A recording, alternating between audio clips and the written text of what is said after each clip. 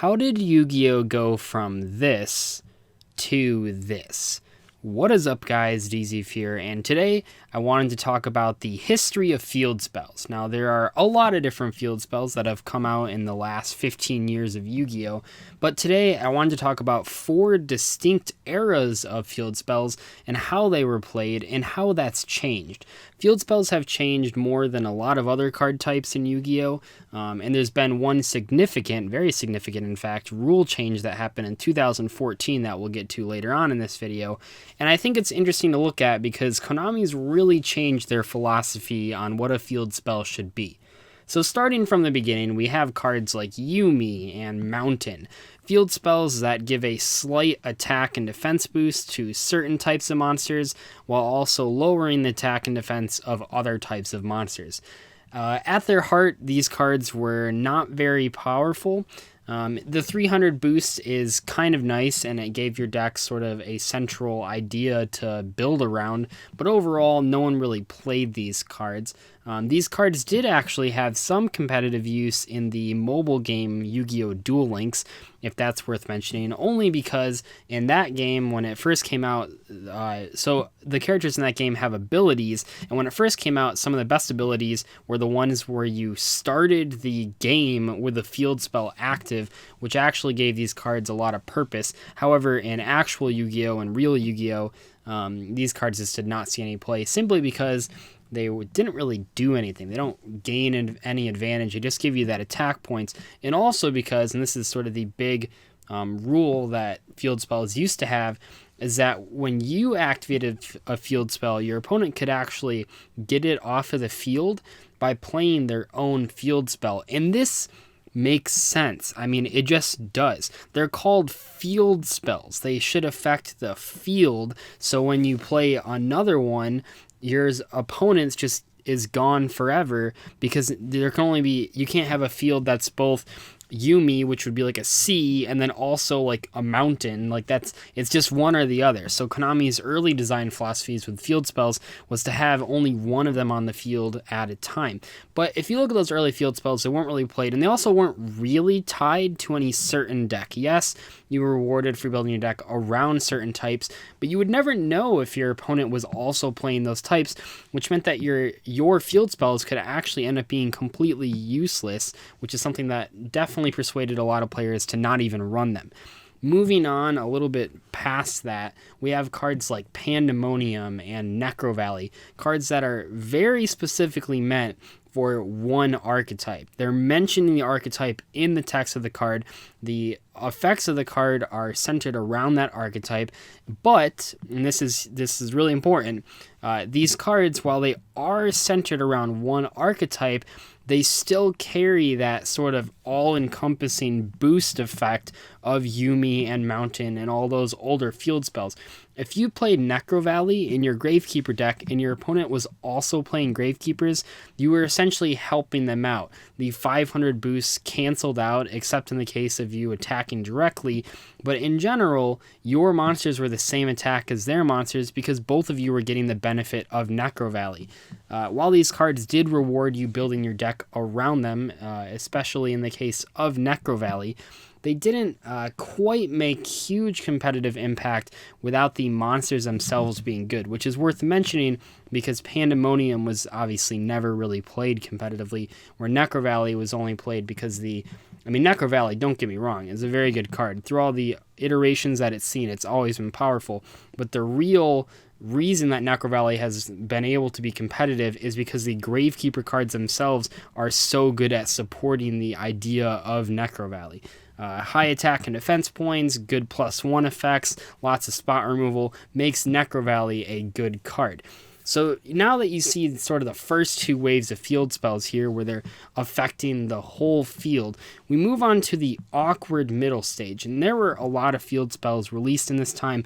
I don't exactly have specific years for all of these things, but I'm talking about mainly 2013, especially right after the ban list that killed, well, quote-unquote killed, dragon rulers and spellbooks, even though it really just sort of hindered them. It didn't kill them outright. And around this time, those two decks, I mean, Dragon Rulers eventually became the best deck by far, but even early on, people were still playing spellbooks, and both those decks relied on one field spell. So Dragon Rulers heavily relied on Dragon's Ravine, not only to search Dragoonity monsters, as the card was sort of designed to do, but also to discard a Dragon Ruler to send a Dragon Ruler from the deck to the graveyard. That was sort of the best way that they could cycle through their cards now that they were hit so much on the ban list. Spellbooks also relied on Spellbook Tower, a card that has a ton of effects that are really powerful and helped spellbooks maintain their spot as the second best deck for a very long time. Now, what do these cards have that those older cards do not have? Well, first and foremost, neither of them have an attack boost. Conventionally, up until this point, and even nowadays, a lot of field spells do come with attack boost, but I think that this was a big moment when the field spells that people were competitively playing, and the reason they were being competitively played wasn't because it was sort of boosting their own monsters, but in fact, it was boosting the strategy that those monsters were found in. Spellbook Tower and Dragon's Ravine are both incredibly good cards, and yes, I realize Dragon's Ravine had been out for a while at this point, but it didn't really break the competitive scene until Dragon Rulers, which is why I'm not mentioning the Dragoonity deck that it actually was meant to be played in. But these cards all had effects that the person that controlled them was supposed to use. Your opponent could not use your Dragon Ravine's effects, and that is crucial. Unlike the blanketing effects of NECROVALLEY and Pandemonium and obviously Yuumi and Mountain, cards like Dragon's Ravine and Spellbook Tower, while they were considered field spells and while they did affect the entire field, quote unquote, they had effects that only you were supposed to use. So even though they were called field spells, they were essentially just continuous spells that you could search with terraforming, and that is way different than the field spells that came before them. And it actually probably made Konami decide to change the field spell rule, which is the next thing we're going to talk about, sort of rounding it out to modern Yu-Gi-Oh! Now, I keep mentioning that they changed the field spell rule. What do I mean by that? Well, I mean that in the summer of 2014, immediately after the WCQ that happened in North America, Konami changed two rules. Well, one of them was that you can only draw 5 cards going first, which isn't really important for the purpose of this video. But the other one was that you can both players can have one field spell. By playing a field spell, you don't automatically destroy your opponents.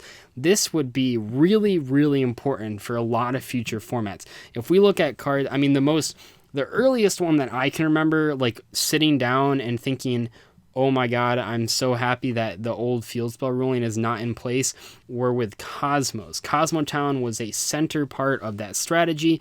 It had a whole bunch of effects that made Cosmos really, really good and fairly consistent, more consistent than they would have been without it, and that's for sure. And I just sat there watching Cosmo mirror matches, and I was like, these would be terrible if you could just play Cosmotown to get rid of your opponents.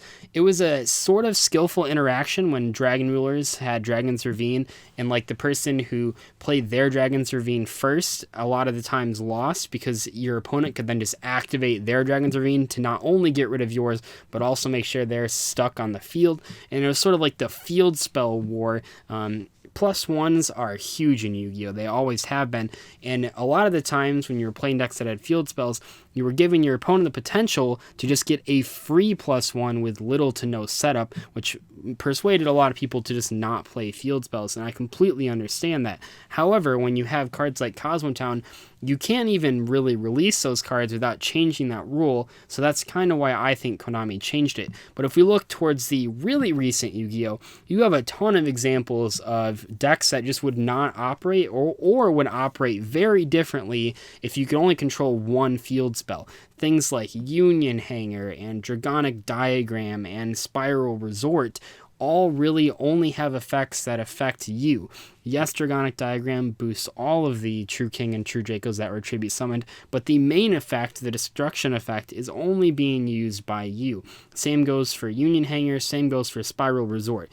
Even though they're called field spells, they don't really feel like field spells anymore. If Dragon's Ravine and Spellbook Grand Tower, Spellbook Tower, we'll just call it that, if those cards were considered continuous spells that can be searched by terraforming, then these ones are really the next level, because not only, because they've sort of gotten rid of any illusion that Konami was sort of telling us that field spells were supposed to affect both sides of the field.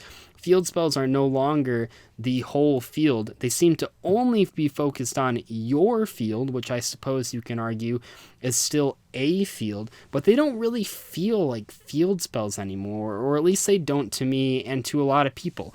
Now, I'm not going to argue that this change was bad, because like I said, I think that these formats would have been way worse if you could simply activate a field spell to get rid of your opponents. That would have made things way more complicated. You would have saw a lot more spell and trap card destruction played, and it might have pushed a lot of those decks out of competition, or at least out of the best deck slot competition, simply because by playing a field spell, you're opening up the opportunity for your opponent to just immediately get a +1 in card advantage, start their tempo swing very strong just by having their own field spell. So I'm happy this change was made, but I think that we have to look at the history of field spells, and that's what I meant to do in this video, and say, are they even really field spells? Is this what Konami had envisioned when they came up with Yuumi and Mountain? I don't really think so. I think that they just act like continuous spells that you happen to put in the field spell zone. But anyway, that'll wrap up this video. Let me know what you guys think in the comment sections below, and I will see you tomorrow. Bye.